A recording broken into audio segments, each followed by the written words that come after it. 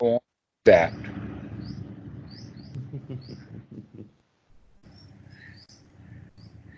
So you were saying that you could see that there were times that you could wake up during that holiday season, and during the process, you could even cheer people up. Hmm. And then you Yeah. could see that times when you were slow to do that. Yeah. Yeah, I usually noticed when I was getting some, let's say, negative input from the environment, so to call it. It's not exactly that, but let's just call it that. And I was actually buying into that and not handling my own emotions.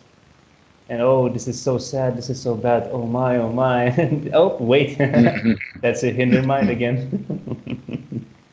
And I've seen that in time, I don't know if you do this more often, some triggers get installed. So when you get into certain states, your mind kind of wakes up, oh, I'm there again.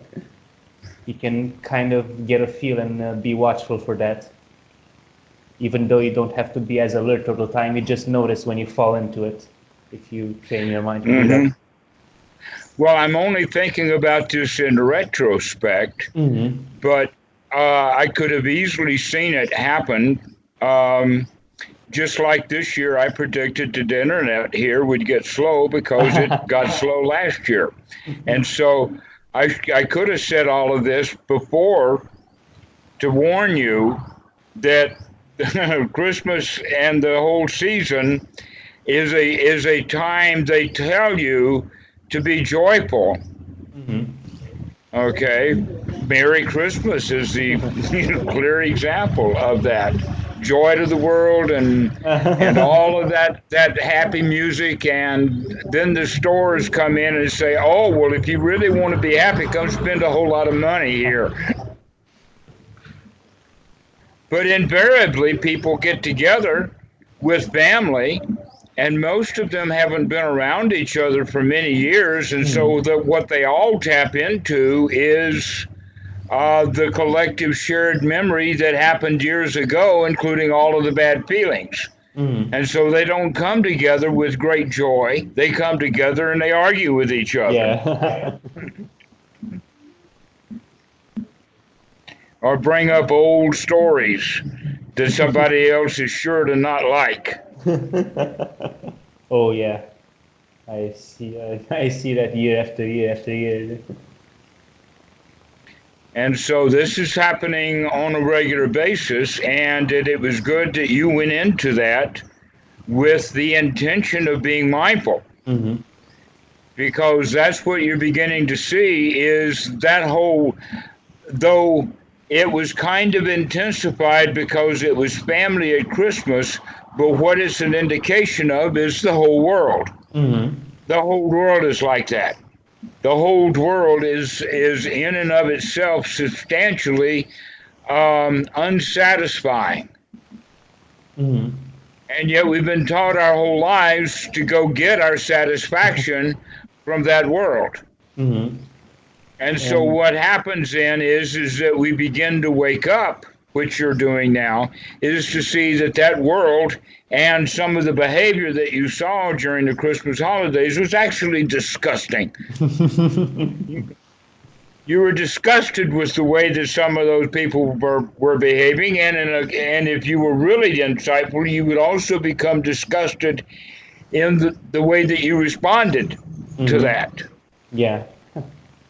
That one of the ways of looking at it, I'll go ahead and use Achan Mahaboa from Okay. Udon Thani. And I'll use his because I heard this actually on the internet, but I only saw his English translation, which Okay. is really, really low class. But he actually said this, and that he said that the world out there, that he cries for people Okay. who are stuck in it, because the world out there is a toilet of shit. Now, the word he used in Thai language is ki, which does not have the low quality of the word shit, but I Mm-hmm. don't know another word in English language that quite cuts it to the Okay then. point. But you can also use the word crap. It's a load of crap. Okay. And much of that load of crap is carried around in humans' minds. The load of crap is in the mind of all of those people, and you multiply that by what, 7 billion, and you have nothing but 7 billion loads of crap. And so the way that I would address it is see that this arm that is here is that big load of crap that's now the collective of the whole world. Okay. It's all of society. It's the full toilet full of crap. Okay. And here we are firmly attached to it, fully grasping a hold of it. So as one, we begin to recognize, wait a minute, that's a ton of crap. That's a load of crap, and I have been trained, and I still believe that I'm going to get some value out of that load of crap, and all I've ever gotten out of that load of crap is a load of crap. Not gotten it. And I become disgusted with it until I recognize, wait a minute, the load of crap is not really the whole world. The load of crap is my relationship to it. Okay. That in fact the load of crap is not the load of crap, it's this. This is the load of crap that we become disgusted with. Is that I'm clinging to that which does not satisfy. And so we become disgusted with the clinging as well as disgusted with what is being clung to. And if we're really wise, we also become kind of disgusted with that which does the clinging, the clingor. So you have the clung to, you have the clinging, and then you have the one who is doing the clinging, which is the self-preservation instinct at its bottom. In other words, it's the statement, I am, I exist. And this is a good example of it when you would go to the family situation, family reunion or whatever, that you would not actually ever have to say anything. You could just passively stand and observe and watch without interjecting or saying anything to anyone. That in fact, anytime that you do say something, anytime that you do interject, that's what you're doing, is that you're buying into it. You're grabbing a hold of it again. And so learning to let the world be there, and that you can just be there as an observer, and that you don't have to join, let us say, in on the act. Now, Shakespeare was very, very wise when he said that all the world's a stage and each one is an actor. Every one of us, every human being takes on a role in the sense of this is who I am. But it's a role that's actually more easily well defined in a book than it is the real you. The real you is far more complicated than the role that we play. And that most of the that which we really are has to do with that which we cling to. And so here we are up on this stage playing a role, and then we have the idea, wait a minute, I don't have to be on stage. I can go sit in the audience. In fact, the number of chairs in the audience is almost empty because everybody is on stage. So I can go and be at peace and sit and watch the show. And so what we do is we change from a participant into an observer. But the word observing is not really a very strong. That a stronger word would be an investigator. Almost as if like that all the world is a stage and everyone is a player and they're playing out a mystery, and your job is to figure out who done it before the end of the play. In other words, you become a full-on investigator checking out everything. And guess what? We eventually come to the conclusion far before the play is over that this is one who done it. This is the guilty party right here. And so I get off of that stage and stop being the guilty party, and the play goes on without us. And when you begin to see your whole life like that, that is a marvelous freedom. Mm-hmm. And that is basically the foundation of what the Buddha taught. Mostly, in fact, the stage play that we play upon is the stage of our own past.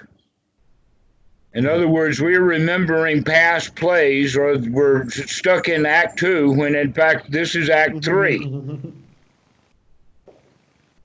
And so by coming to the here now, we can come out of the old stories that we tell ourselves. And that way you can begin to see the stories that other people are telling you. Mm-hmm. And you don't have to buy into it. You can just observe or just investigate. Mm-hmm. This is real freedom. Mm-hmm. Because the only option is this. Mm-hmm.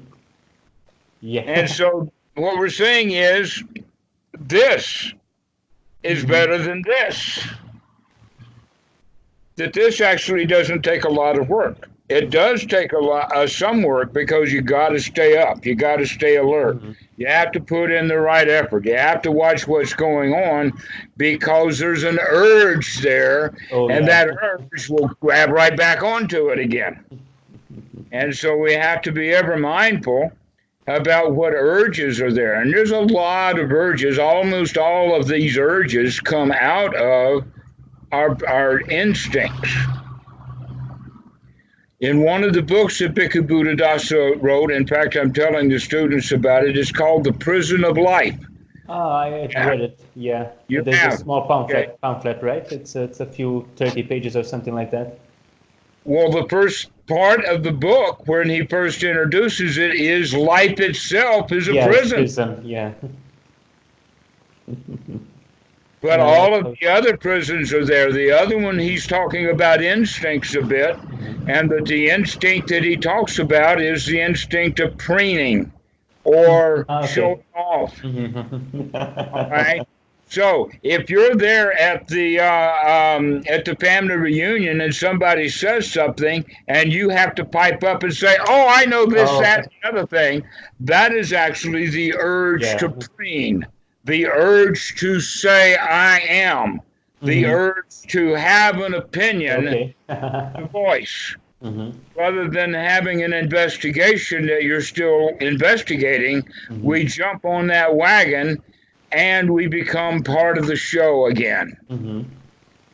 And so this is what we begin to look for, is that part of us, that urge about who am I and how do I interact with the world, so that we can begin to let go of that. Now, this is actually the fourth one of four modes of clinging, but this is actually the self itself, which is referred to in the scientific world as the self-preservation instinct. Okay. We are instinctually drawn to try to preserve the self, and that its method of operation is through fear. That fear is the emotion that drives and comes out of the self-preservation instinct that gives rise to urges, drives, and other things like that. The feeling of insecurity. For example, someone says something in the family reunion and you know it's wrong. Okay, so it's wrong. But what happens is, but because it's wrong and we know it's wrong, we feel insecure that we're letting that kind of wrong information stand. It's somehow dangerous to let those lies be there. Yeah, I felt that. But you'll also agree that that's what most of society is. Most of society is built upon a set of lies that is almost always can be considered a bait and switch. I sell you this, you pay me money, and then this is what you get instead. Okay, and exactly. And so this is the teaching of karma. You do a good action, you'll get a good result. You do a bad action, you'll get a bad result. And all of society is based upon that. And yet, deep in your heart, with true wisdom, you recognize it ain't exactly true. You do not always get a good result from what you think is a good action. That people, in fact, have thought that, oh, if I work really hard and do a really good job at this company, I'm going to get a promotion, and she gets fired instead. Yeah.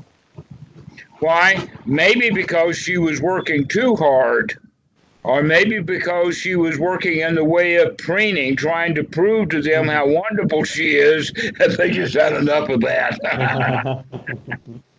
Go preen someplace else. Go show off someplace else. Here I show off, not you.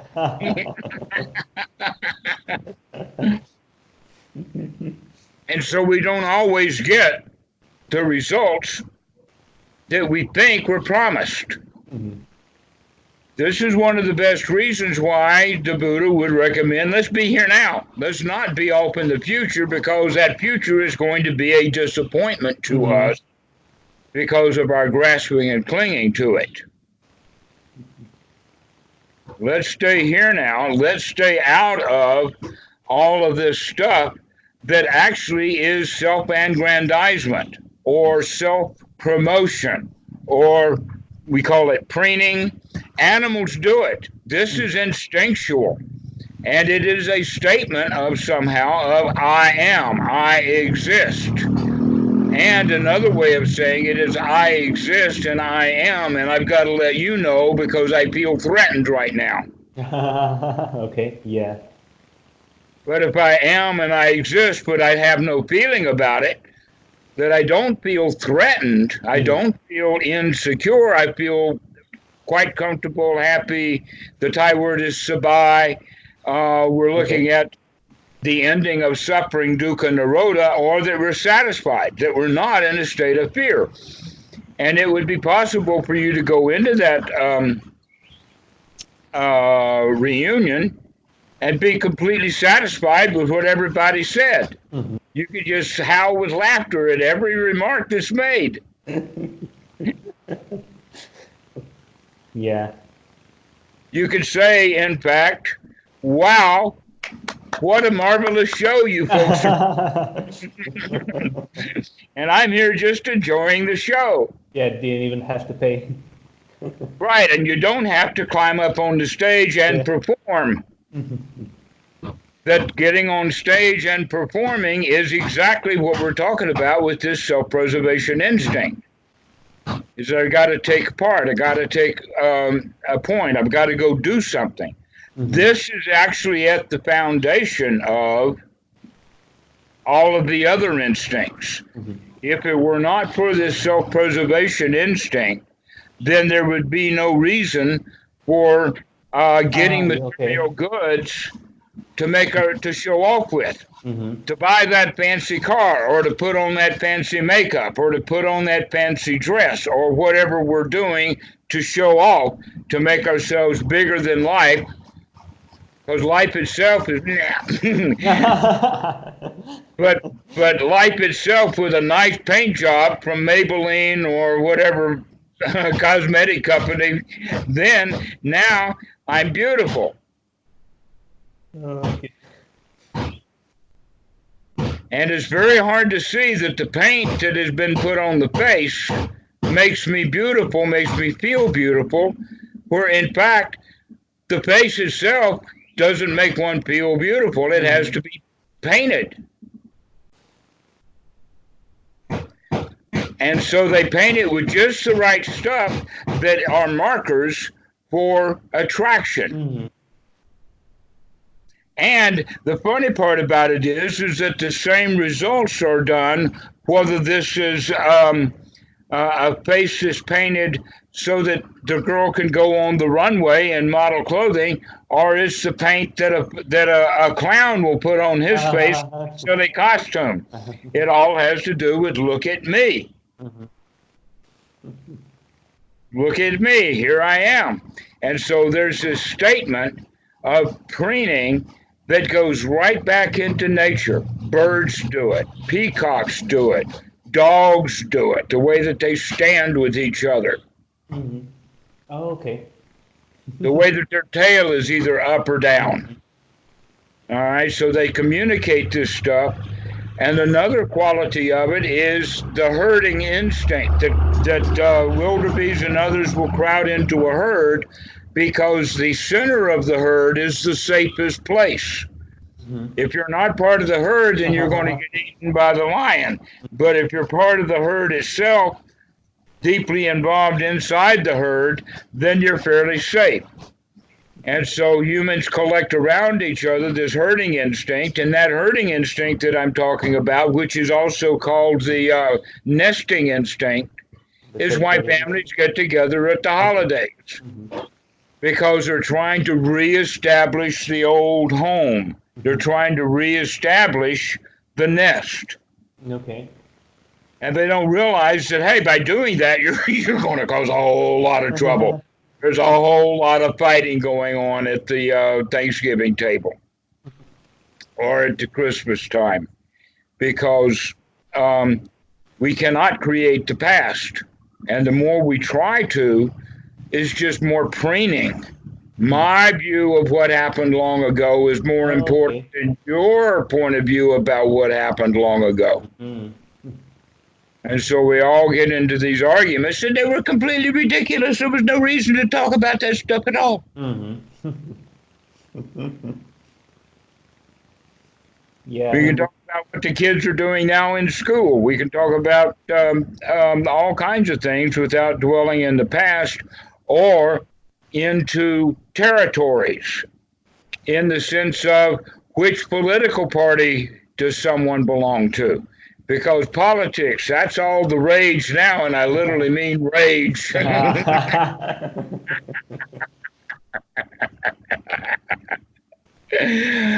Why? Because my political beliefs are better than your political beliefs, because when I hear your political beliefs, I feel threatened. I feel afraid.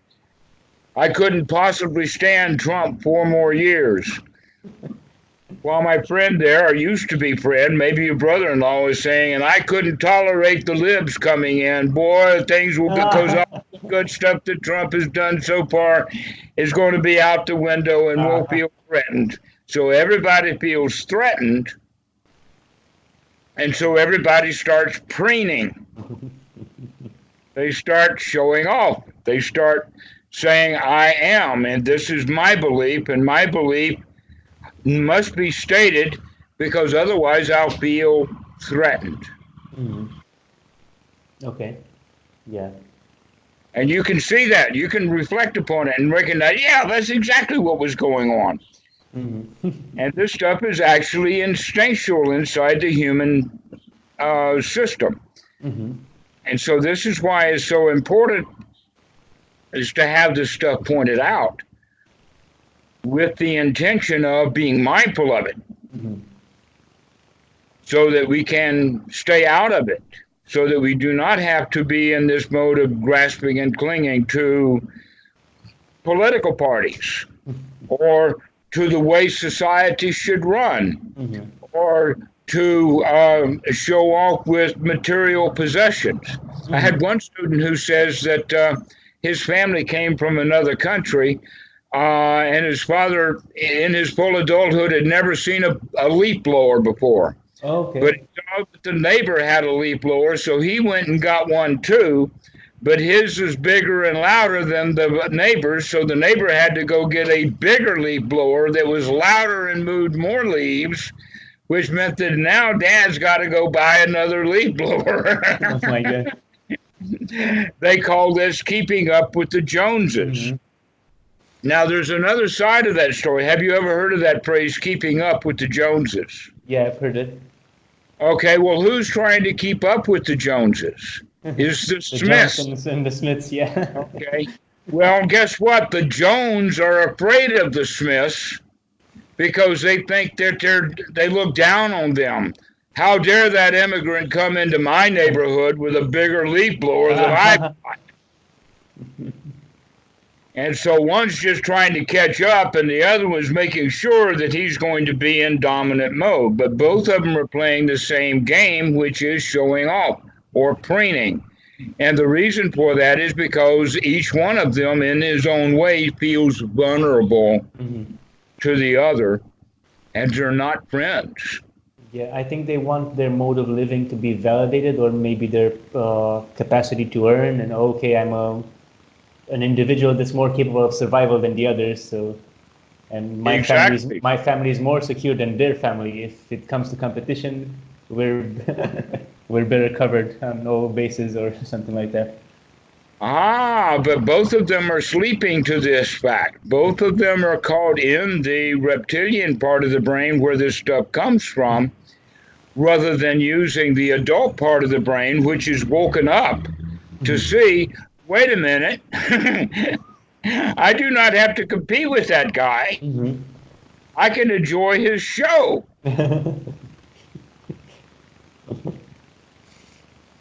Just enjoy the show. Don't have to interact. Don't have to get involved. So this is one of the reasons why the Buddha says that in the 4 kinds of karma, unlike Hinduism has 2 kinds of karma. Okay. And that 2 kinds of karma is, if you do good, you'll get good results, and if you do bad, you'll get bad results. That's the whole show. The mistake that people make is that there's some sort of guarantee for that. So that if I do a bad action and I die, the karma machine is going to dig me up just to kick my ass. This is the belief system they have. But the Buddha talked about, oh no, wait a minute, that also there is a third kind of, the third kind of action is a kind of action that is both good and bad. It's mixed results. Like throwing a penalty flag on the play. And half the crowd jumps up and screams in anger, and half the crowd jumps up and screams with joy. So was that a good or a bad action that penalty flag was thrown? It depends upon the opinion. Yeah, who's to say? If things are mixed. But then there's the 4th kind of karma. And the 4th kind of karma leads to the end of karma.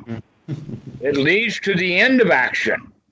Because it's neither bright nor dark. It's not dark because we're not trying to create dukkha, that we're, let us say, motivated to bring dukkha to an end, and by doing that, we're not spreading intentionally dukkha.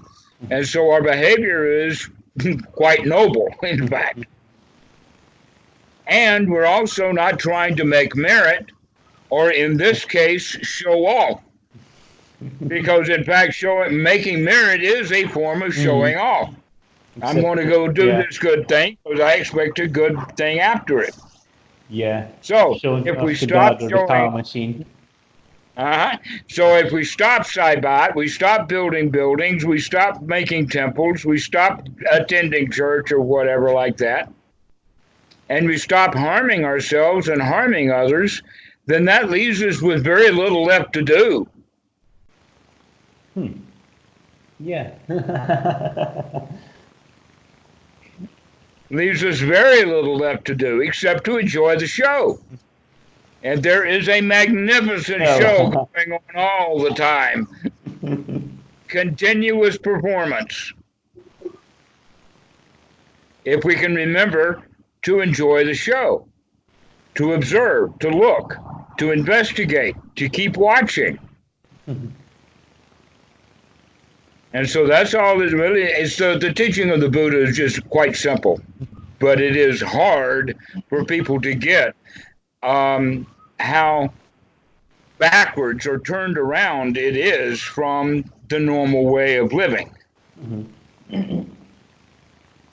And so it takes training, because your whole life you've been trained to grasp and cling. Now you're beginning to look and you're saying, wait a minute, that thing does not offer what I mean, this is just all the stage, and I'm on the stage, and now I'm getting off the stage. All right. And it's interesting that I've seen that it gets more and more subtle. So what I've noticed it a bit, that I'm kind of constructing a spiritual identity, and I'm trying to let go of that. And there was a case during the holidays when one of my relatives was talking about a guy. So he's a sort of a gangster that steals a lot of money, and sometimes like, oh, I'm so into God, I'm gonna donate to this church, and and a lot of people look up to him. Oh yeah, that's a good man. And oh my God, you're. My reaction was, oh, you think that's spiritual? No, look at what I'm doing. That's spiritual. And I wanted to say something. Okay, nope. I'm grasping. Let go. Let go. It's fine. Right. You certainly start a war if you do that. Oh, War of yeah. words, for sure. Exactly. When I hear something that's very curious, and that is that organized religion often attracts the worst among us Oh, yeah. in many, many different ways. The worst. One of the ways would be that if what I'm doing is wrong, but I can somehow get the church to Mm-hmm. forgive me, then that is another way of saying they give me sanction Mm-hmm. to continue to do what I'm doing. Yeah. I'm This thinking was about the what the Catholic whole Church and Hitler. So, yeah. the Catholic Church is really big on this Yeah. kind of stuff. Uh, um, Doling out absolution and all of that kind of stuff. In fact, this is what the third movie of The Godfather was all about. Okay, yeah.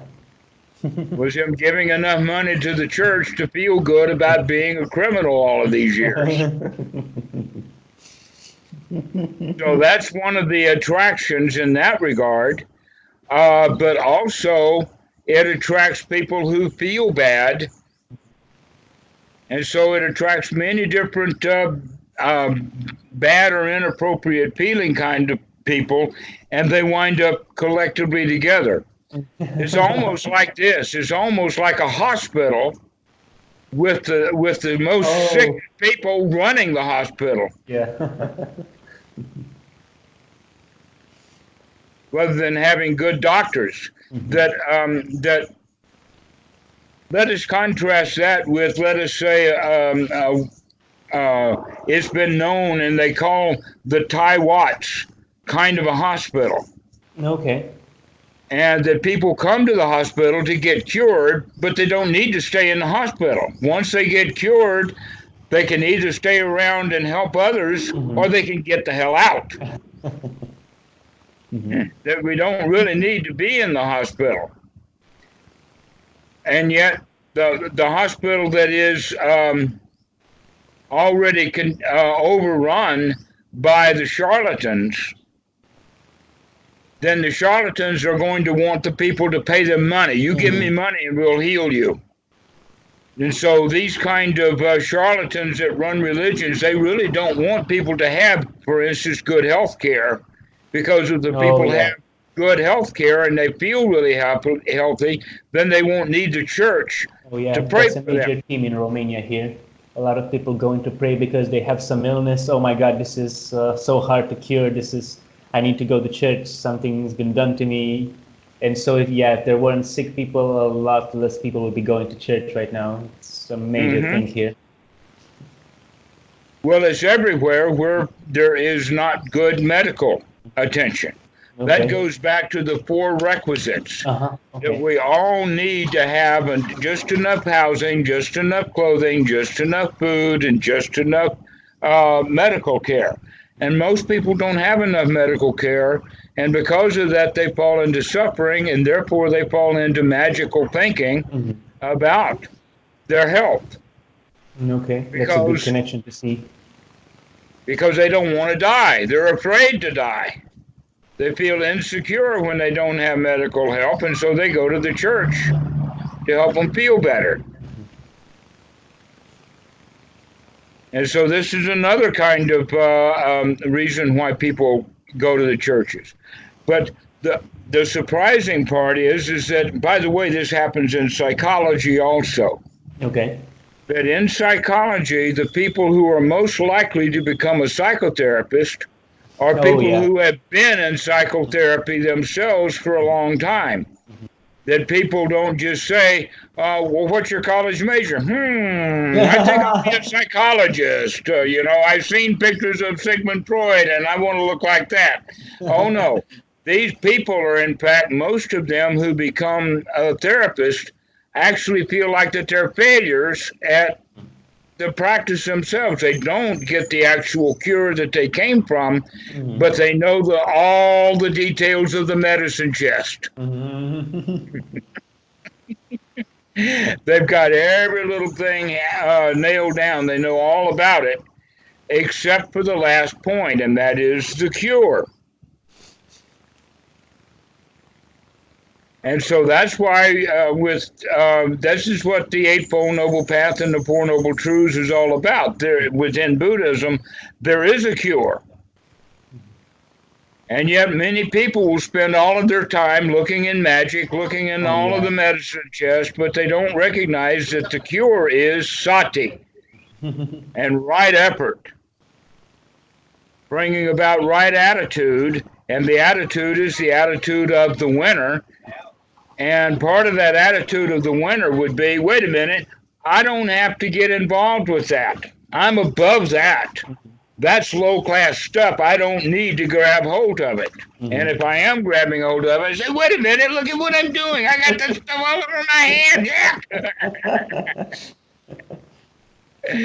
And so this is the attitude. This is the way that we practice. The Eightfold Noble Path is actually the skills that we need to develop, with the primary one of to remember to look, to remember to look, to remember to recognize that, hey, there is this stuff called preening, or this stuff called showing off, that comes directly out of the self-preservation instinct with the statement, I am. In fact, there was a French philosopher named Descartes. When you read his name, it looks like Descartes or something like that, but his actual name is Descartes, and his saying was, I think, therefore I am. If he had really looked at it closely, he would have come up with something a bit different. And that is, I think, therefore I think I am.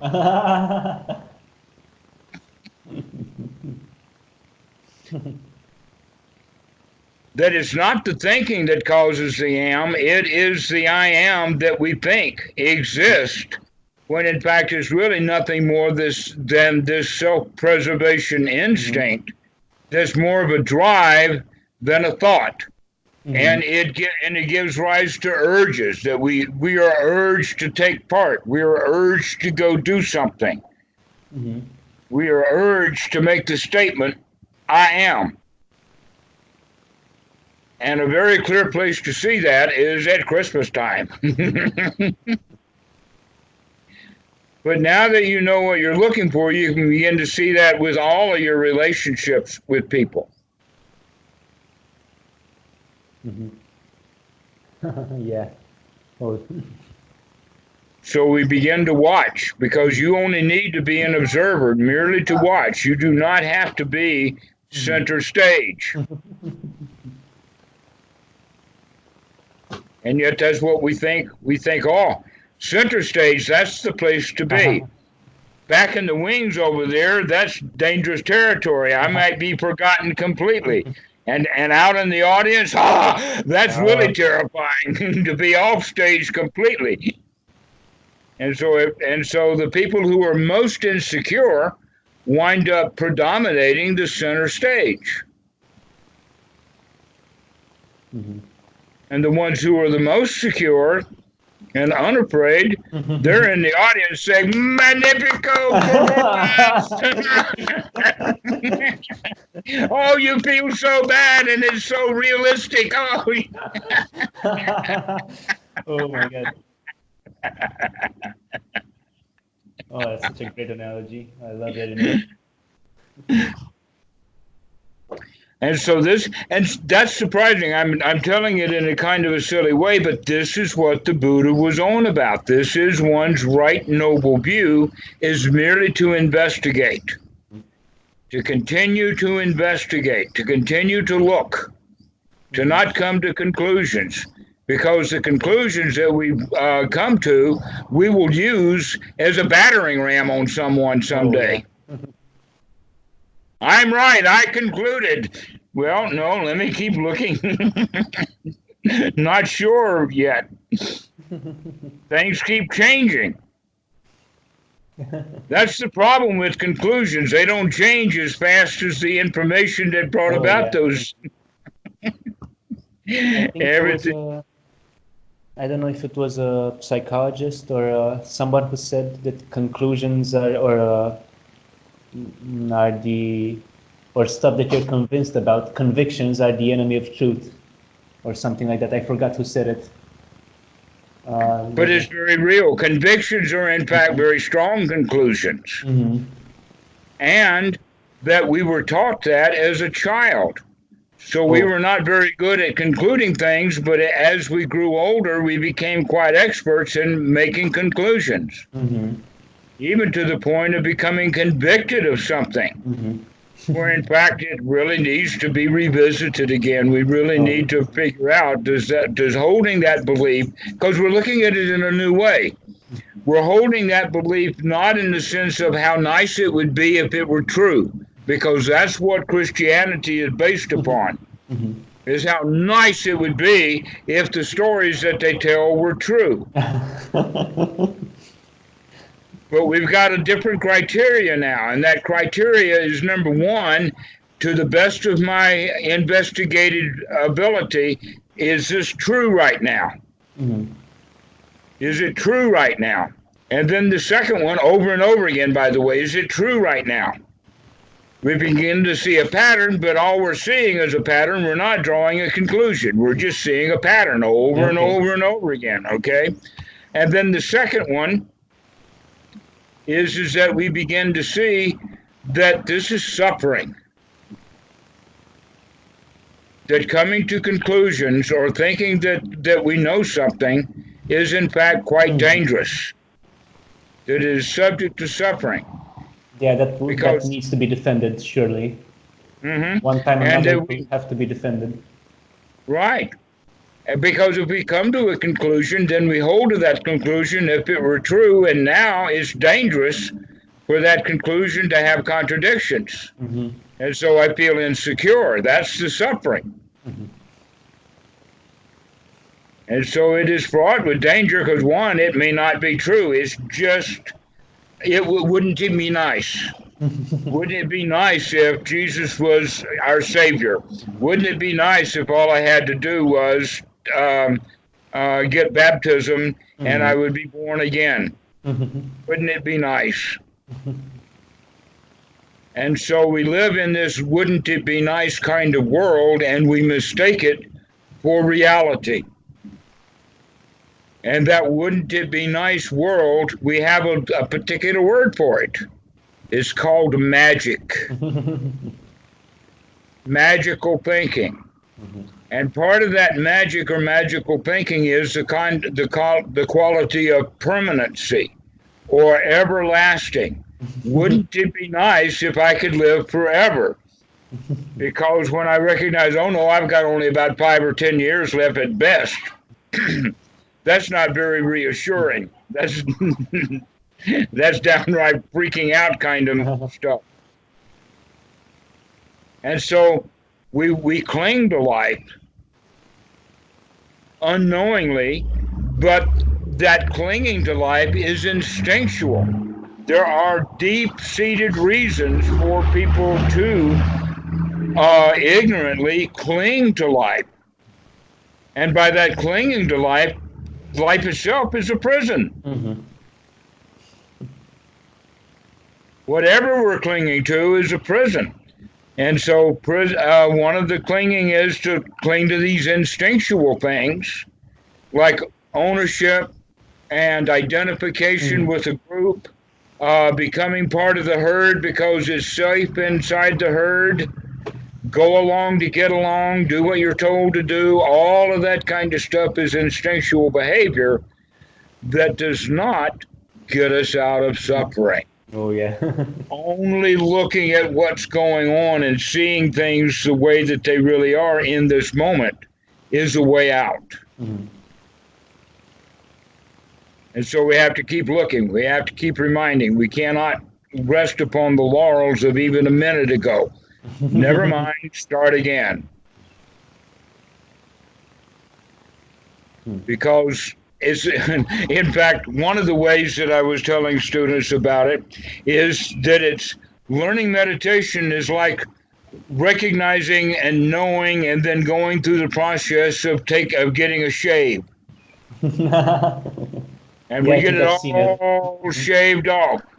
And the next day, it's growing back Yeah. again. Oh no, stubble. What's this? Yeah, oh no, what is this? I thought I'd shaved it all off.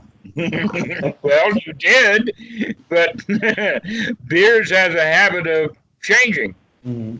They don't stay cut, that the beard grows, so I got to shave again. Now, the best that we can hope for is becoming absolutely expert at shaving. Swift shavers. Where we actually don't Yeah. mind at all. It's just, oh, now it feels nice again. Oh, there he goes. Okay, I feel nice again. All right. As opposed to, damn, I keep shaving. I thought I thought I'd done the Buddha's job. I thought that I would get rid of these kilesa, and here they are coming back again. Yeah. Now that I think a bit, this idea that there's like a permanent state of enlightenment seems quite stupid. When you see everything to be impermanent, that includes all the states that the mind can hold. It's pretty ridiculous to expect otherwise. Right. But now we've got new skills. Mhm. And the first new skill that we're learning in this analogy is Seeing it, yeah. yeah, right. That's it. That's the skill. Is that remember to do a bit of inspection. And so we keep inspecting, and when we inspecting, we know exactly what to do. So that's the skill, but it has to be done over and over and over and over again. But as it does, we get quite expert at it. Mhm. And so this is the path. Is that the path? We don't know where it leads. In fact, it doesn't really lead anywhere. It just keeps going on and on and on and on. But one thing is for sure, and that is this path of the Buddha is lined on both sides with ditches. And if you don't stay on the path, you're going to wind up in the ditch.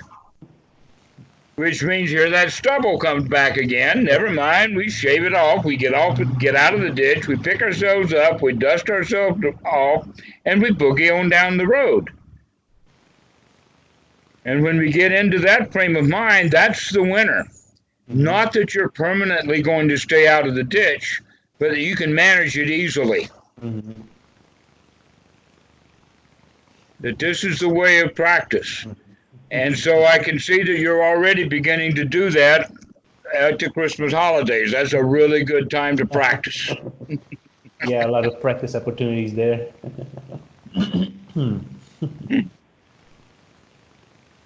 Well, this has been a nice talk. I've enjoyed this. Yeah, We me really as talked well. about that self, that preening, that getting involved with things that we don't really have to get involved with. That we come to a state to where there's really nothing much to do except to just enjoy life.